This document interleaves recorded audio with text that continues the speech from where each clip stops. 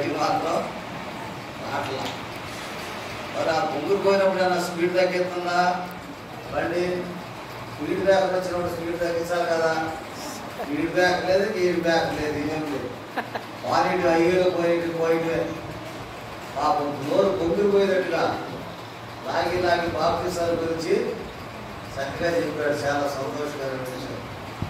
ఈరోజు నదిగిరి కూడా చక్కగా బాప్తిసాల గురించి ఏంటో ఎప్పుడు చల్లటి గాలి వేస్తుంది, చల్లగా ఉంది. ఎటు చూసిన జనాన్ని యేసు ప్రభు సరస్సు దగ్గర నది దగ్గర కూర్చున్నప్పుడు యేసు ప్రభు చుట్టూ అట్లా కూర్చున్నారు. నిలబడితే పాపం తిట్టుకున్నాడు, కానీ కూర్చున్నారు కనుక కొంచెం స్లో అయిపోయారు. అయితే నిలబడితే మాత్రం అందుకని ఆలోచించి మరి నది దగ్గర యేసు ప్రభు చుట్టూ ఎలా కూర్చున్నారో మీరు కూడా దైవజనుల చుట్టూ అక్కడ కూర్చున్నారు. దాని గురించి చక్కగా చెప్పాల్సిన అవసరం లేదు. చెప్పాల్సిన అవసరం ఏంటంటే ఒక మాట ఏంటంటే తండ్రి కుమార పరిశుద్ధాత్మలో బాప్తిస్మం అని మత్తయి సువార్తలో ప్రభువే చెప్పారు, యేసు ప్రభువే చెప్పారు. అయితే నూతన నిబంధనలు యేసుక్రీస్తు నామములో బాప్తిస్మం అని భక్తులు చెప్పారు, నాలాంటి భక్తులు చెప్పారు. యేసు ప్రభు మాట గొప్పదా, నా మాట గొప్పదా? ఎవరి మాట గొప్పది? యేసు ప్రభు మాటే గొప్పదే కానీ నా మాట గొప్పది కాదనడానికి వెళ్ళారు. ఆయన బోధిస్తేనే కదా నేను బోధించేది. కనుక ఆయన ఏమో స్వయంగా మాట్లాడాడు. మా మీదకి వచ్చాము, మాలాంటి భక్తుల మీదకి వచ్చాము, ఇలా మాట్లాడమన్నాడు. ఆయనది తప్పు లేదు, మాది తప్పు లేదు, రెండు కరెక్టే. నీతిమంతుడు లేడు, ఒక్కడు లేడు అన్నాడు బైబిల్ గ్రంథంలో. నీతిమంతుడు లేడు, ఒక్కడు లేడు అన్నాడు బైబిల్ గ్రంథంలో. న్యూ టెస్టమెంట్లో రోమీయులకు రాసిన పత్రికలో. మరి అదే రోమీయులకు రాసిన పత్రికలు ఏమన్నారు? క్రీస్తు చేత విమోచించబడి ప్రార్థన చేసుకుని పాపక్షమాపణ పొంది బాప్తిసం తీసుకుంటే నీతిమంతుడు అన్నాడు. దేవుని స్తోత్రం. నీతిమంతుడు లేడు అన్నాడా? నీతిమంతుడు ఉన్నాడు అన్నాడు. అంటే ప్రభువు లేనప్పుడు నీతిమంతుడు కాదు, ప్రభువుని కలిగిన వాడు నీతిమంతుడే అన్నాడు. ఇప్పుడు ఈ సమస్య ఏంటంటే ప్రభువు చెప్పినట్టుగా తండ్రి కుమార పరిశుద్ధాత్మలో బాప్తిసం తీసుకోవాలా, దైవజనులు చెప్పినట్టుగా యేసుక్రీస్తు నామములో బాప్తిసం తీసుకోవాలా అనేది రెండు కరెక్టే, రెండు ఒకటే. బైబల్స్ రోడ్ అయినా ఒకటే, సర్వీస్ రోడ్ అయినా ఒకటే, ఏదైనా ఒకటే. అనగా ఆ పక్కకి వెళ్ళినా నది దగ్గరికి వెళ్తాం, ఈ పక్కకి వెళ్ళినా నది దగ్గరికి వెళ్తాం. కానీ రూట్లు ఒకటే, నది మాత్రం ఒకటే. రూట్లు రెండే, నది ఒకటే. కారణం ఏంటంటే పాత నిబంధన గ్రంథంలో తండ్రి చేసిన పనులన్నీ అందరూ తెలుసు, యూదులందరికీ. లోకాన్ని సృష్టించడం, అపవాదాన్ని ఏర్పాటు చేయడం, వాళ్ళతో మాట్లాడటం, తండ్రి చేసిన పనులన్నీ వాళ్ళకి తెలుసు. పరిశుద్ధాత్ముడు సంసోను మీదకి రావడం, యుక్తా మీదకి రావడం, భక్తుల మీదకి రావడం, యేసుగేల్ మీదకి రావడం సంగతి కూడా, పరిశుద్ధాత్మ సంగతి కూడా అందరూ తెలుసు. తెలవది ఎవరికంటే యేసుక్రీస్తు పాత నిబంధన మరుగై ఉన్నాడు, కనిపించకుండా పనిచేశాడు. యేసుక్రీస్తే ఒక దేవదూతగా, ఒక నరుడుగా కనిపించకుండా పనిచేశాడు, కానీ మరుగుగా పనిచేశాడు. అందుకని కొత్త నిబంధనలో యేసుక్రీస్తు నామం ఎందుకు అన్నారంటే తెలిసిన సంగతి చెప్పకుండా తెలియని ఆయన మరుగుగా ఉన్న యేసుక్రీస్తు నామంలో బాప్తిసం పొందండి అని చెప్పారన్నమాట. యేసుక్రీస్తు నామంలో వచ్చిన తండ్రి పరిశుద్ధాత్మ ఉన్నాడు. తండ్రి కుమార పరిశుద్ధాత్మలు ఇచ్చిన కుమారుడు అక్కడ ఉన్నాడు. అదైనా ఒకటి, ఇదైనా ఒకటే. తెలియని విషయాల గురించి తెలిసిన విషయం చెప్పాల్సిన అవసరం లేదు. మరుగుగా ఉన్న యేసుక్రీస్తుని కొత్త నిబంధనలో మరుగుగా లేకుండా స్పష్టంగా తెలియపరిచారు. అది దాని మర్మం అన్నమాట. కానీ ఏది తీసుకున్నా ఒకటే, ఎలా తీసుకున్నా ఒకటే. రాజులు వేరు కాదు. కొంతమంది అంటారు యేసు క్రీస్తు వేరు, యేసు వేరు, క్రీస్తు వేరు అంటారు.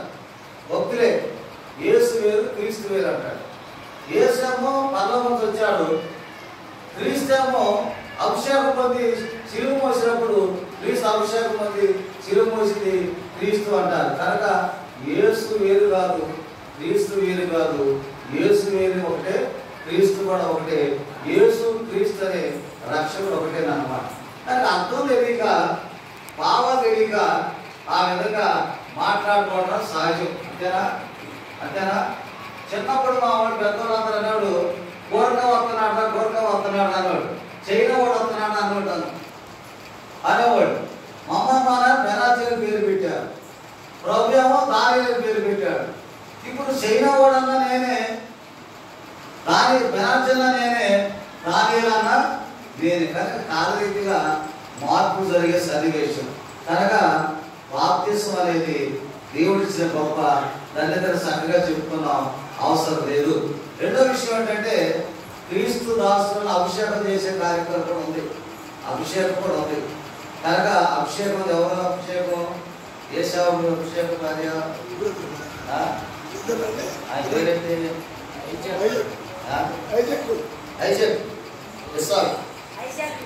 భార్య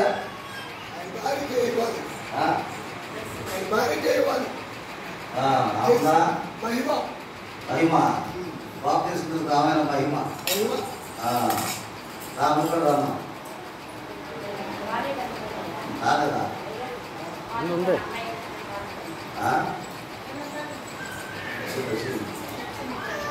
కనుక ఆమె బాప్తిస్మం వల్ల ఐజాక్ బాప్తిస్మం తీసుకుని నాకు అభిషేకించబడ్డాడు, కానీ ఆమె అభిషేకం ఇలా. అందుకని ఈరోజు ఆమె కూడా అభిషేకం ఇవ్వడానికి, మరి అభిషేకం అనేది దేవుడిచ్చే నిబంధన కనుక అభిషేక కార్యక్రమాలు కూడా జరిగిస్తున్నాం.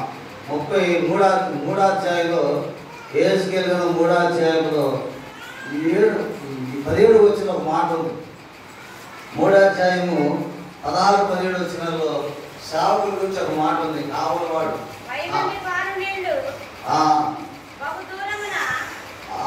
వచ్చిన ఆ 7 దినంలో జరిగిన తర్వాత యెహోవాకు నాకు ప్రత్యక్షమై ఇలాగ సెలవిచ్చాను, నరపుత్రుడా, ఇశ్రాయేలు కావలిగా నేను నియమించి ఉన్నాను, కాబట్టి నీవు నా నోటి మాట ఆలకించి నేను చెప్పిన దాన్ని బట్టి వారిని హెచ్చరిక చేయము. కనుక ఇక్కడ 7 దినాలు అయిన తర్వాత యెహెజ్కేలుతో దేవుడు మాట్లాడుతున్నాడు. 7 దినాలు ప్రార్థన చేసిన తర్వాత నేను ఇది కావలి వారిగా నియమించాను అంటున్నాడు. 3 దినాలు ప్రార్థన చేసి 4వ దినాలకు వచ్చాం.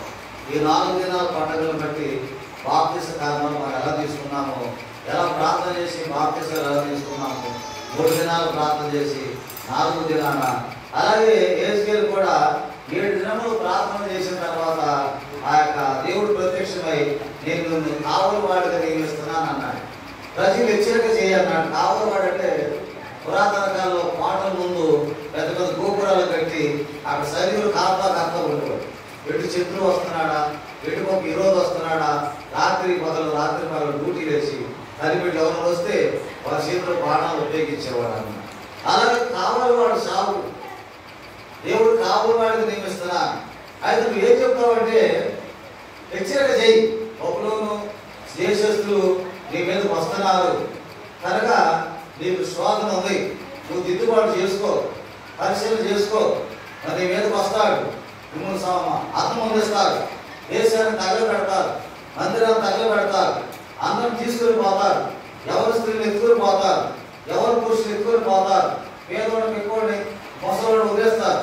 కనుక మీరు జాగ్రత్త పడండి, దిద్దుబాటు చేసుకోండి అని యెహెజ్కేలు హెచ్చరిక చేశాడు. యెహెజ్కేలుని హెచ్చరిక చేయడానికి కావలి వాడిగా నియమించాడు అన్నమాట. అయితే ఏం చేయాలి? ఒకరు దేశస్తులు వస్తున్నారు, ఒకరోజు శత్రువులు వస్తున్నారు, మీరు జాగ్రత్త పరచుకోండి.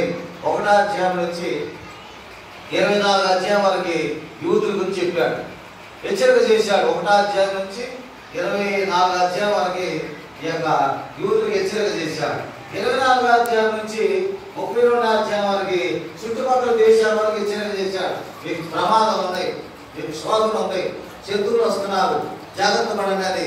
యెహెజ్కేలుని 32వ అధ్యాయం వరకు యూదుల గురించి ఏమో 24 అధ్యాయాలు, పక్క చుట్టుపక్కల వాళ్ళ గురించి 25 నుంచి 35 అధ్యాయం వరకు హెచ్చరిక చేస్తారని నియమించాడు. కనుక హెచ్చరిక చేశాడు, గద్దించాడు, మీరు దిద్దుకోండి, ప్రత్యక్షపడండి అని. మన కనుక మీ దాసులు మీరు దిద్దుబాటు చేసుకోండి, మందిలోకి రండి, మనందరం ప్రార్థన చేసుకుందాం, దేవుడు విమోచిస్తాడు, శోధనలు తప్పిస్తాడు, ప్రమాదం రాకుండా కాపాడుతాడని ఎలా హెచ్చరిక చేస్తున్నాడో అలా హెచ్చరిక చేశాడు, అందుకు నియమించాడు.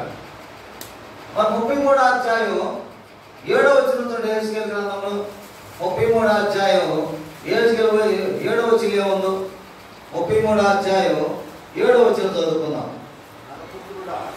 నరపుత్రుడా, నేను ఇశ్రాయేలుకు కావలి వారిగా నియమించి ఉన్నాను కనుక నీవు నా నోటి మాటలు విని నా ప్రతిగా వారి హెచ్చరిక చేయము. దుర్మార్గుడా, నీ హెచ్చరిక మరణం చూస్తున్నావని దుర్మార్గుని సెలవీయగా అతను తన దుర్మార్గుని విడిచి జాగ్రత్త పడినట్లు నా మాట తెలియజేసినలా ఆ దుర్మార్గుడు తన దోషం బట్టి మరణం ఉందని కానీ అతను ప్రాణం గురించి ఇది విచారణ చేయదును. అయితే ఆ దుర్మార్గుడు తన దుర్మార్గుని విడవని నువ్వు అతను హెచ్చరిక చేయగా ముందే విడిచినడలా విడవని ఎడలా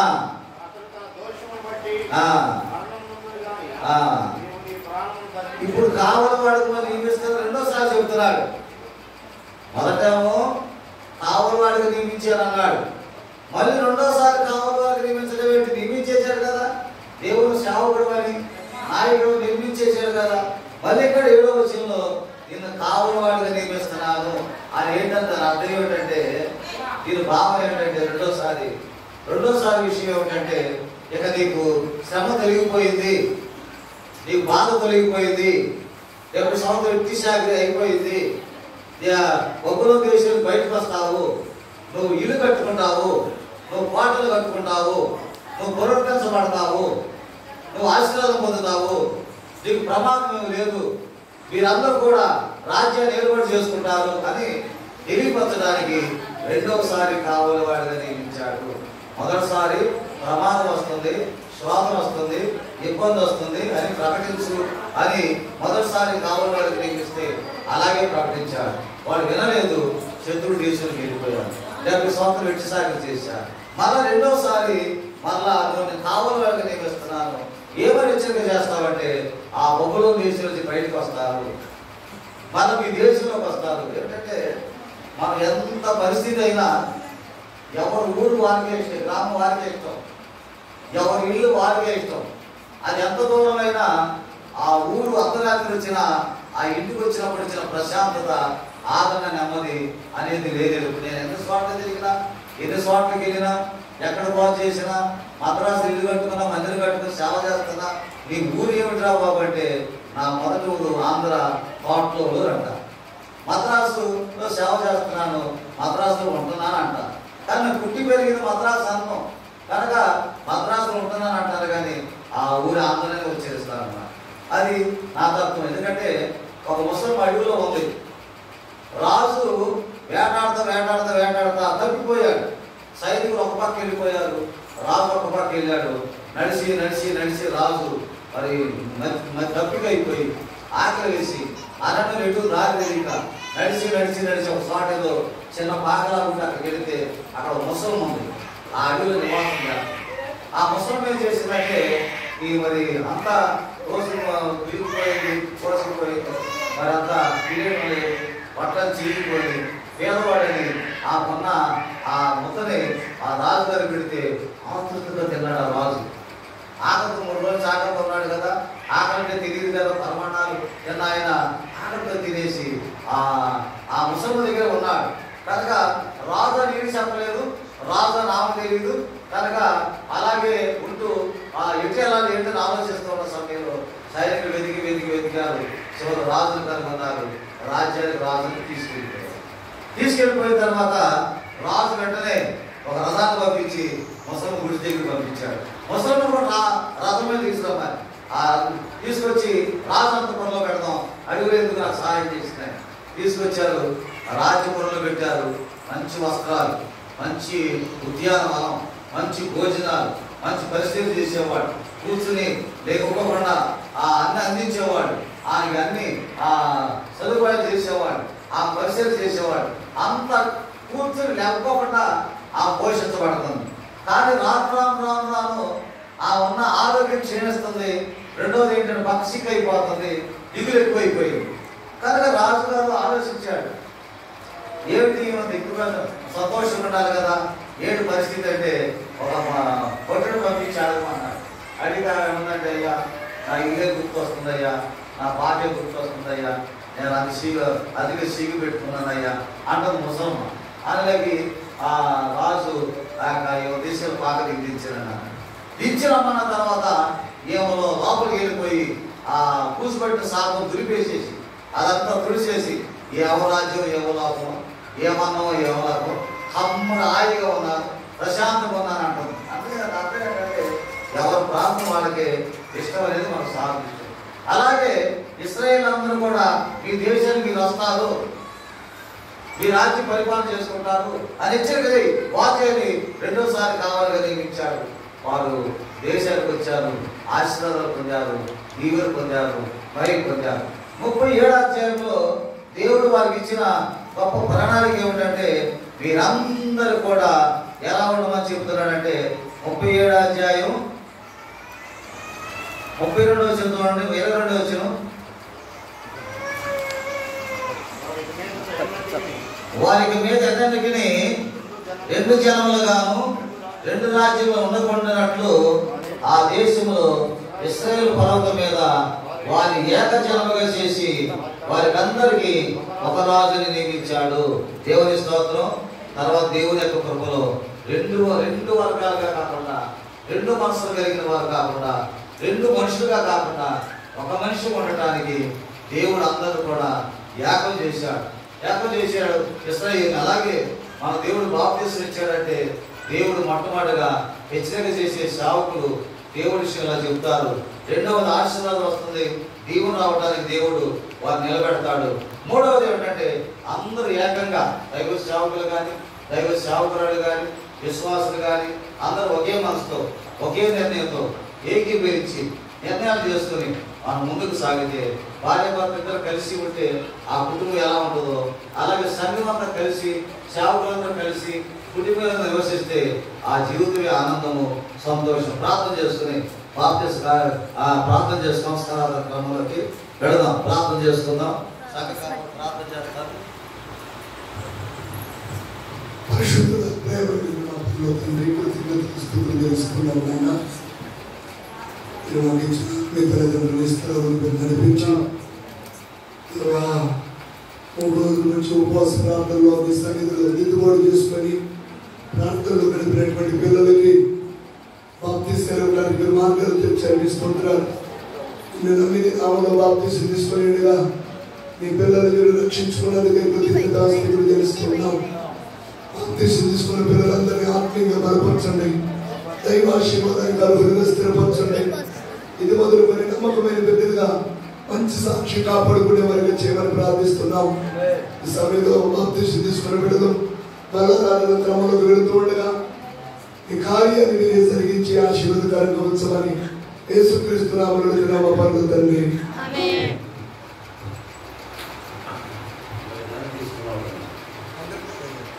బాప్తీసం తీసుకున్న వారందరికీ, కొత్త వారు, పాత వారు, సేవకులు అందరూ కూడా బాప్తీసం వస్తుంది. మీరు మోకరించి చెయ్యి ఎలా పెట్టించండి, మరి దేవుని సేవలు వచ్చి మీ చేతులు పెడతారు. ప్రార్థన చేసుకుంటాము. ఇలా పిలిచి ముందుకు పెట్టి మీరు ప్రార్థన చేసుకుంటుంటే మీ చేతులు క్రీస్తు యొక్క శరీరాన్ని పెడతారు. పాట పాడుతూ ఉండగా, దేవుని నామాన్ని ప్రార్థన చేస్తుండగా దేవుని యొక్క సేవకులు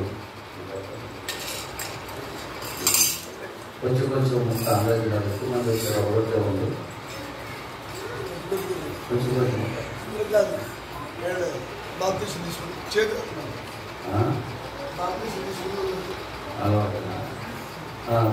తీసుకున్న వాళ్ళ వారికి అంటే ఒక రొట్టె చేశారు. అది కూడా చాలా గట్టిగా ఉంది, చాలా నొప్పలేదు కానీ తగ్గిపోతుంది. వాళ్ళు ఎవరు చేశారు కానీ చక్కగా చేశారు. చాలాసేపు నాకు శాఖలు